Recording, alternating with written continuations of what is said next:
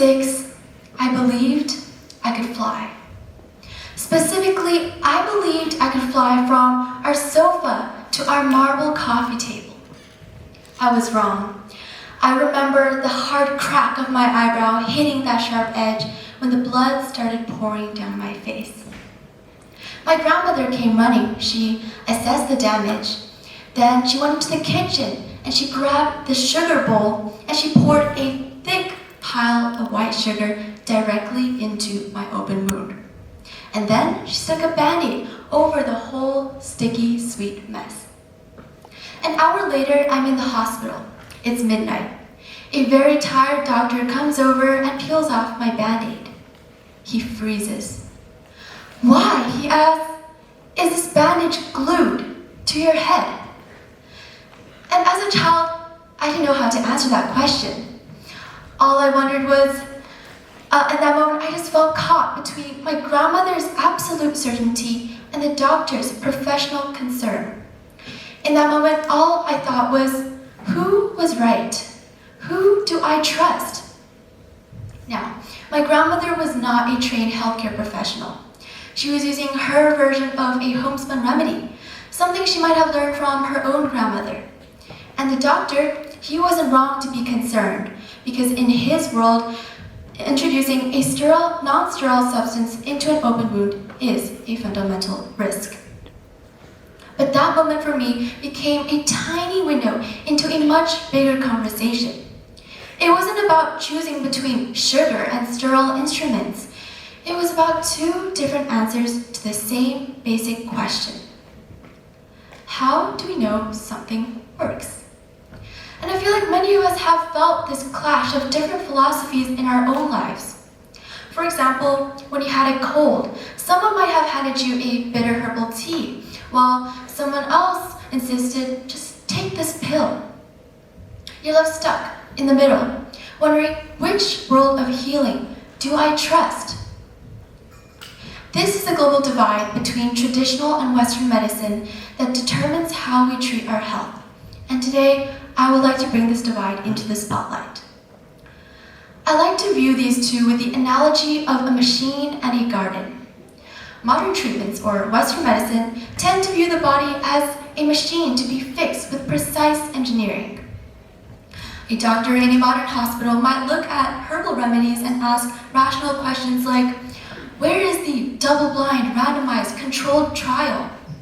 Without clinical evidence, how do I know this isn't just a placebo? And on the other hand, traditional medicine views the body as a garden to be tended by natural elements. Their philosophy is one of observation and balance, of maintaining the harmony of energy, or as they call it, qi. A Chinese herbalist or acupuncturist might look at a white pill and instead see something else. Risk, they say. That chemical is too strong. Yes, it kills the disease, but it has side effects. They point to their own herbs and say, we don't need a 10-year-old clinical trial. Our clinical trial has been running for thousands of years. Our test subjects were our ancestors, and if it were poison, we would be dead. But what if I told you that one of the greatest medical breakthroughs of the last century didn't come from choosing a side? Let me tell you a story that dates back to a text from the year 340 AD. Inside it was a medical prescription that would sit dormant, waiting for the right moment to change everything. Fast forward to the 1960s, the world was facing a crisis. Malaria was becoming resistant to standard Western drugs. Civilians and soldiers alike were dying by the millions. The standard approach, which was to create a new chemical, was not working, and the world desperately needed help. In China, a scientist named Zhou was given an unusual task: to find answers anywhere, even in the past. Her team scored ancient medical records, and they found a mention of sweet wormwood for fevers. They followed a standard modern extraction, and it failed. Now this moment right here is usually where the story ends for a skeptic. See, it doesn't work. It's just an old tale. But Zhou did something vital. She went back, she reread the text carefully, and she realized that it didn't say boil the herb. It said, immerse the handful in 2 liters of water, wring out the juice, and drink it all.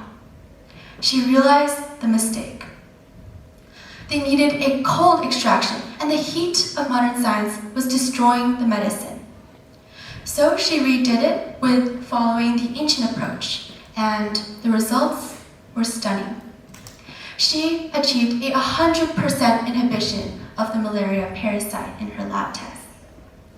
She had discovered artemisinin, which soon became a frontline treatment and has since saved millions of lives.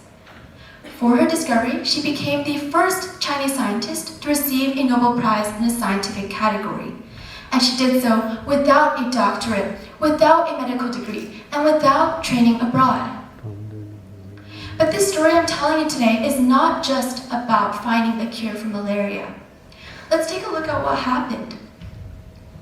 The ancient text provided a clue from the wisdom of observation passed down.